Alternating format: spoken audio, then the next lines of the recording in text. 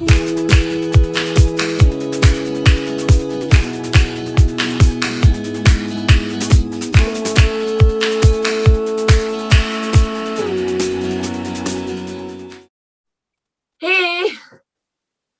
Hey there, hey, my my name's. name's Flynn. Say that again. We're talking over each other. Right, let's just take turns, right? Just this one, sorry. Hey, my name's Cara. My name's Kayla. Ellen. Aileen. Tristan. Becca. Haley. Clara. Leo. Ruben. Melissa. Cara.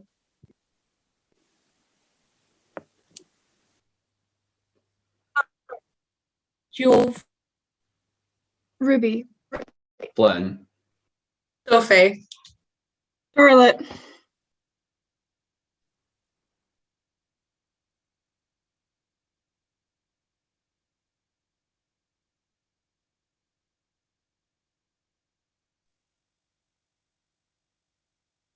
This is a play.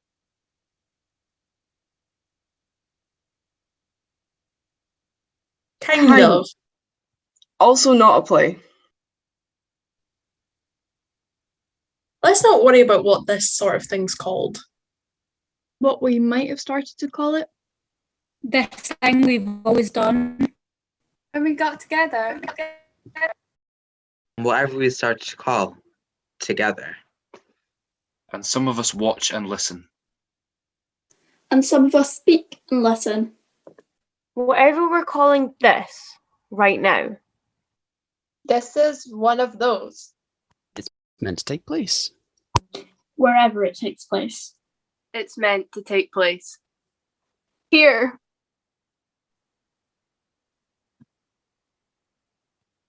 Which could mean you're wherever you are, and everyone else is wherever they are. Joining together our heres to make a single here, bolting them edge to edge on a screen, like self-assembly plastic storage boxes. 4 human heads. And if that's true, then let's tell you about our own worlds outside of these boxes. For example, I'm in Narnia, and it is so magical. I'm in Russia, and it's communist. I'm in Blackpool. I'm in my room, and it's pretty dark. Or maybe, right? Just maybe, we're all in the same big box. You know, breathing in the same air. Like, I'm looking at you in your actual eye. You know, you're human, glistening, sticky to the touch, see it blink, human eye. Imagine that. If that's not what we're doing, if we're still at the heads and boxes stage, imagine us all in that space, how it's going to feel when it finally happens. Because it will happen. And if it has happened. If we are all together in a room. With air and eyes and all the sounds. The small sounds of bodies that microphones don't notice. And speakers don't transmit. Take a moment to think back to the time. That lost stage of months or weeks or even just days ago. When we couldn't do this. When our bodies were quiet. Or at least made noises only we could hear. When maybe the only clue to our actual existence. Our real world existence. Was when we froze.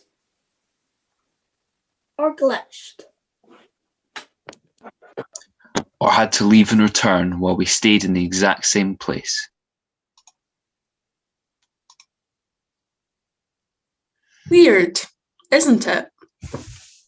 Or whatever you're doing now. How whatever way we're doing this now. Can so quickly become the only way we do it. The only way we've ever done it. I guarantee you, even though some things may be different. The distance between us, if we're in a room. The tension in the room that was never there before. Or the lag of different broadband speeds. The colour and the closeness of the walls around us. We still find it hard to imagine. But we used to do it any other way. Or that the way it works now will change.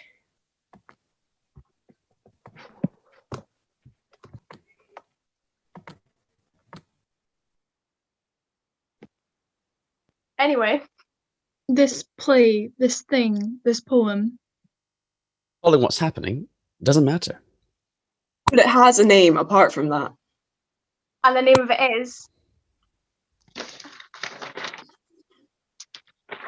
Hold Out Your Hand. That's what was printed at the top of the document they gave us. It was in bold to seem important. To say, this is the title. But we're not so into that. Hold out your hand. We're not that into it. No, we're not. Really are. I mean, we get it. We're not. We're not stupid. We know the guy thought something helpful about connection and contact. But it's a bit thin, isn't it? But on the bland side, I bet feel the kind of empty optimism that's just meant to get us through this. Like something you would say to a child. Crossing a road, or maybe walking down an unfamiliar street to a funeral. Or something that feels kind but unfocused, almost as if it was a compromise. I mean, the guy thought, I want to make something about getting through this. But just that. Not doing, but being there, about reassurance and how everything's going to be okay. How, if we were just here for each other, everything is going to be okay. So hold out your hand, he thought. That'll do. Except it won't. It could have been. And this is no disrespect, honestly, mate. We're saying these words, aren't we? No disrespect, but could have been a better title. What about The Forgotten Months or Hidden Box? Oh, or This Street Has Never Been So Silent. Or am I on mute? Or wait and listen? Or just simple connection?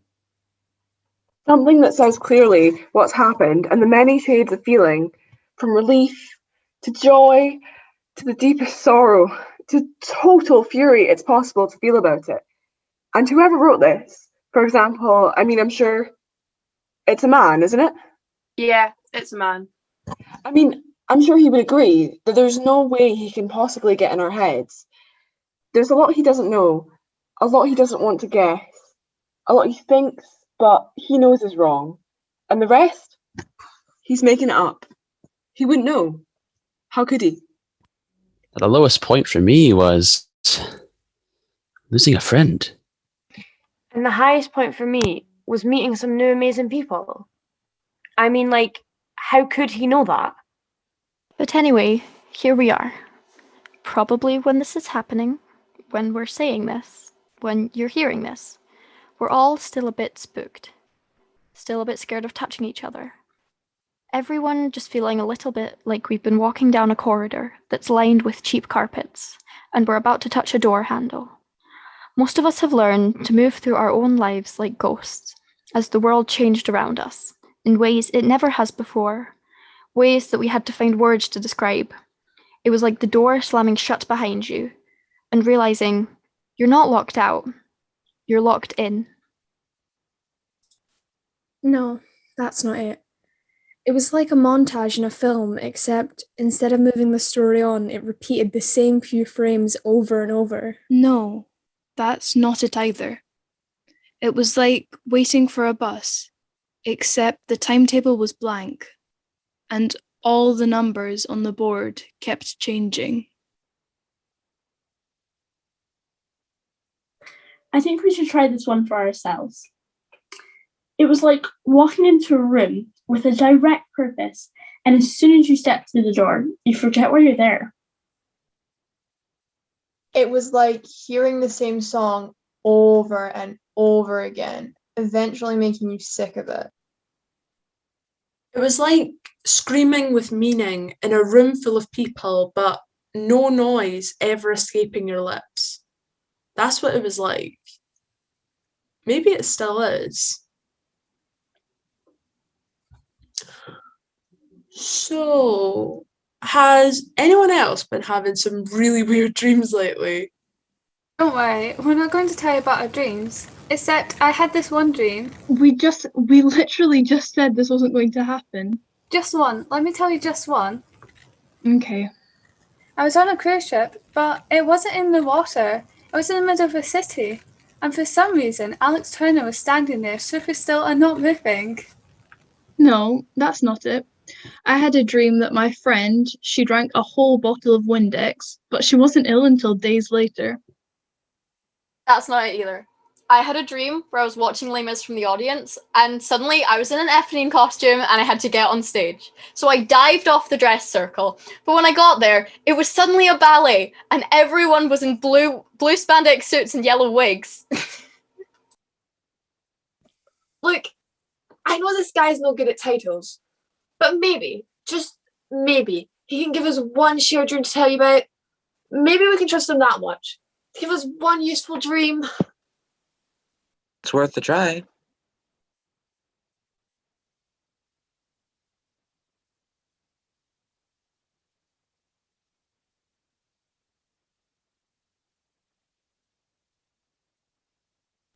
So I had this dream where I was walking outside, but it wasn't my outside, as in not what I'd see if I went out the door. It was an outside that differed in certain very important respects from anywhere I'd normally find myself. It was huge, for one thing, not streets or houses, the sky not just a ribbon stretched out over a road, glimpsed between the artificial horizons made by buildings closing in on either side. It was bigger even than landscapes without buildings, wider than moorland. More distant than the glimpse you get sometimes of distant hills.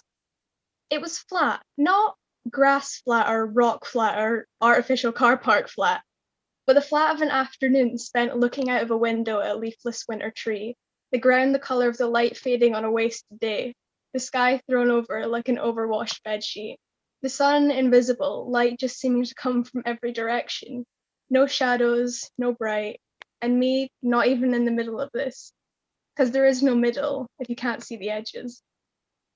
Just there, like in my body. I was definitely in my body. I was absolutely, definitely me. My height, my hair, my skin, standing there on that empty ground in a colourless dream version of my everyday shoes. I stood there for a long time. That it? Is that the dream? No, I was just doing a long time. Oh, sorry. It's okay. I stood there for a long time. And I thought, do you ever think in dreams? It's really difficult, but I thought, the world's gone, and then I thought about if that was true. And at that moment, it felt true. Then really, what's been lost?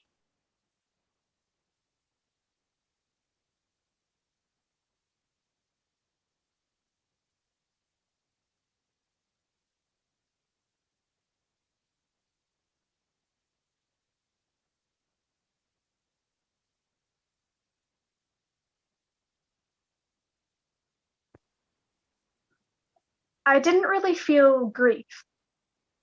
I didn't really feel happiness. There are many things I would miss.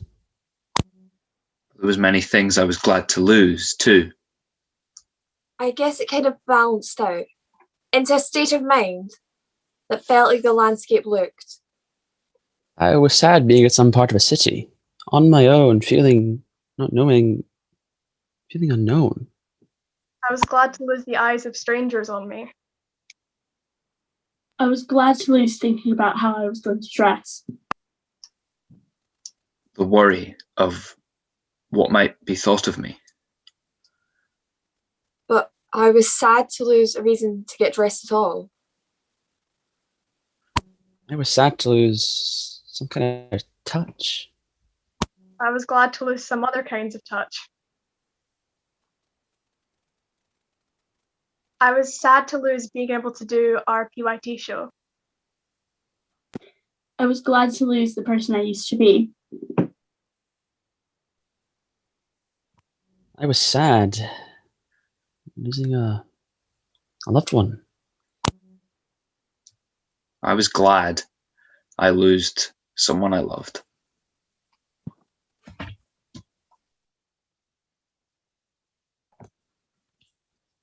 But most of all, I think it was control. Sad to lose control. It was like the whole world was a mug that had just been dropped. You know that moment when you've just made a drink. Everything's right in your life. Then, for some reason... And for some completely stupid reason, the mug's not in your hand. And your fingers flash through empty air. And for a frozen fraction of a second, the whole thing is laid out before you. There's nothing you can do. Except watch its spinning progress hit the floor. Well, the way you feel in that moment, like a bystander, an accident. Except the accidents you like. That's the way the dream felt. Standing there in all that emptiness.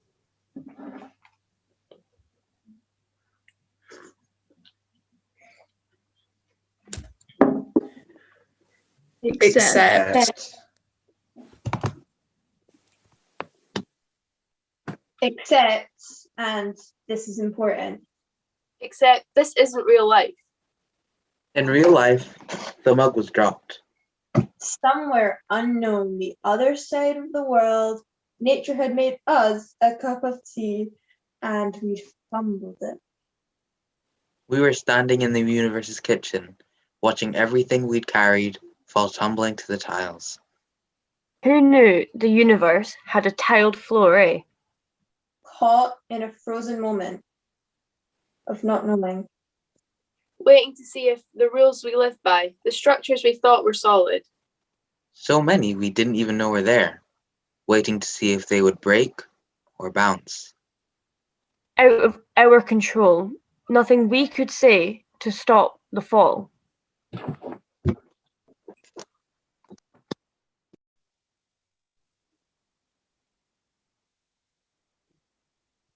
In this dream, in this strange world, The falling, the feeling of it.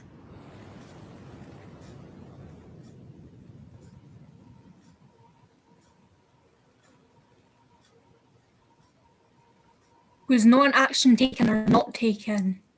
Was not an accident. Was not the world happening without me. I realized as I stood there, it was a choice.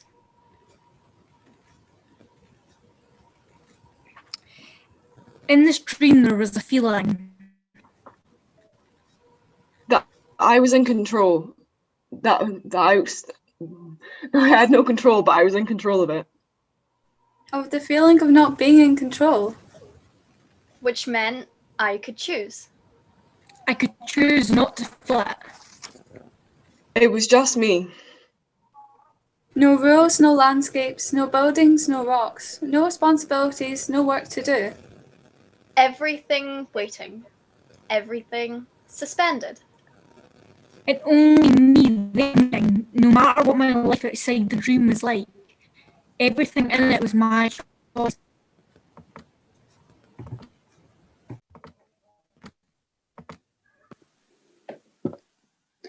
And I wasn't used to that.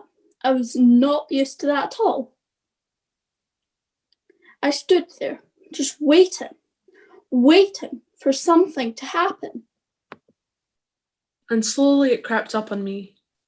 Fearful, yeah, but also kind of thrilling. Nothing was going to happen. Nothing was going to happen. Nothing was going to happen unless I made it happen. And so I held out my hand. Oh, right, that's the title. Makes sense, I guess, but I still don't like it. Anyway, I held out my hand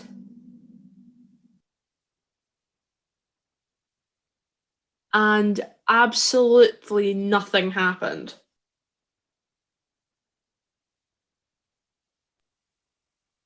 I guess I thought once I realised that what happened was in my power, that I'd figured it would come easy. Like, hold out your hand and bam, there's a what? Bam, there's a fountain. A fountain? I don't know. It was the first thing I thought of. A fountain. Okay, bam, there's an owl. I think I thought it would just flow. Like movie magic or like game magic. Like the power in me was point and click. But it didn't. I had to really think about it. I had to start off simple, which seemed a bit unfair. I mean, it was my dream after all, but apparently I didn't make the rules. I collected myself. I held out my hand. I started simple. And I thought. Blue. It doesn't get more simple than that. Blue of sky, I thought. And I closed my eyes and I opened them. And something had almost happened. There was still flatness, still nothing, but maybe, just maybe, it was a slighter bluer nothing than before. Thing is, I could feel the power, like a spring inside of me, both kinds of spring, I mean, the water kind and the mental kind. Like it was gushing out, but also winding up. And the way to be in charge of both of these things at once was to use them both. Think simple, think blue. Let it flow out, but also keep the tension, the direction, by answering the question, what kind, I thought? Blue. But this time thought the blue of the sky. And not just any sky, all skies are blue, but the blue of a sky seen in summer, when you've been up all night, maybe you've just climbed up on a roof. You're the highest point in your surroundings, and the horizon you can see knows the sun's on its way. But not for a while.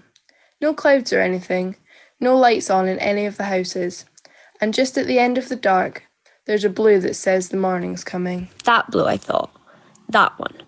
And I held out my hand and I stretched my fingers wide, closed my eyes, opened my eyes, and the blue in my head was the whole world, and the world was still simple, featureless and flat, but that hopeful gentle blue of almost morning was laid across it and within it, like it had always been there, and it felt strange. This is all sounding a bit weird, I know. This is all sounding like some mystical experience, but it wasn't that. It wasn't. The strange feeling of magic, of fantasy, of extra dimensions and portals of alien worlds opening up. It was a strangeness of this world, even this simple world, this simple landscape from inside me being within my control, being mine to command, one decision that was mine.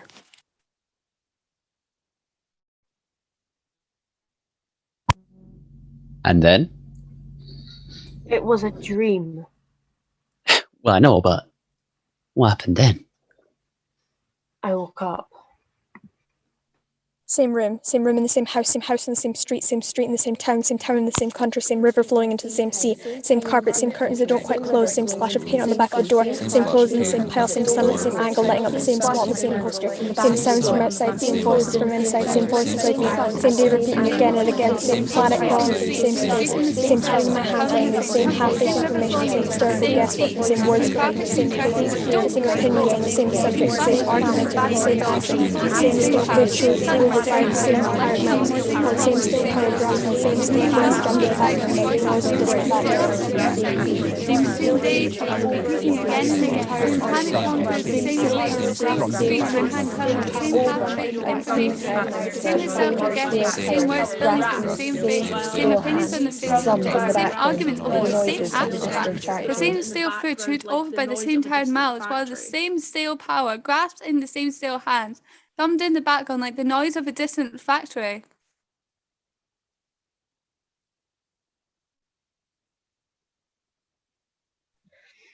Turns out the way the dream feels, it isn't a dream. And this is what I think we're here to say. As far as I can tell, that feeling being swept up in events you can't control, as the weather patterns change and the hospitals filled up and the future you wanted seems to melt under your hands, being swept up in all that, in your smallness, but at the same time being so very still. It's not some imaginary landscape. It's the way life feels right now.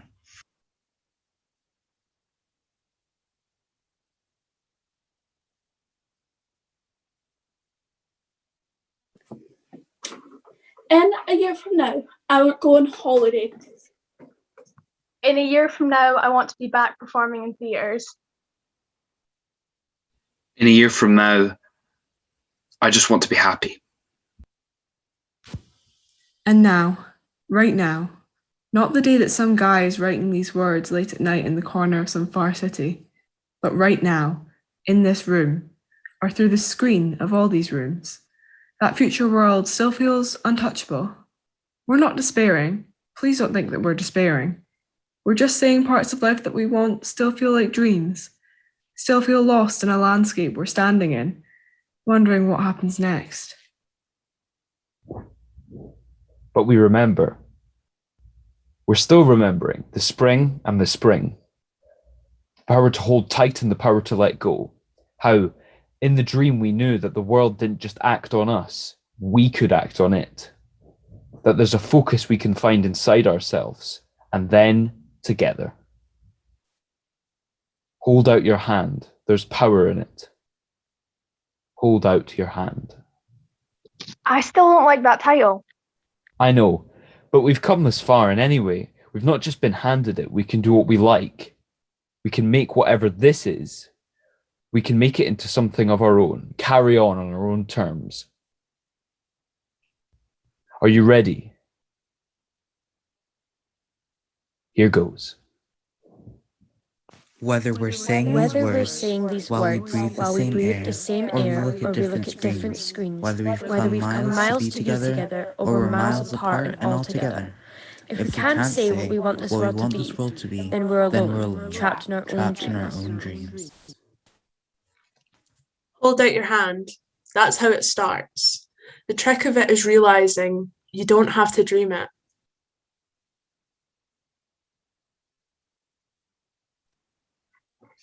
Hold out your hand. Let it break through the landscape, through the monitor, through the distance between us. Touch doesn't have to be touched to still count as connection. Hold out your hand. We're still in the dream. Still in that landscape, even when we're awake. Feeling alone, lost in it, no markers to guide us, no roads to guide us, no history to guide us. But hold out your hand. Feel the power in it. Remind yourself that this land, this uncharted land, is yours as much as anyone's. Put a marker in the ground. Doesn't have to be nearby. Somewhere you would like to be a year from now. Something you'd like to achieve 10 years from now. Some change you'd like to see tomorrow. Doesn't matter. The important thing is, it starts with you. The important thing is, even in these times of isolation, even in these times of confusion, even in these times of repetition, There's togetherness and change, and there's choice in what we do with this. One decision that is mine and a choice to share it, so we're sharing this. I want to keep sleeping in. I want to let go of the grief of missing out on part of my life. I want to keep making people smile. I want to let go of COVID-19. I want to keep how hygienic we've become. I don't want to let go of, well, hope. So, what do we do now?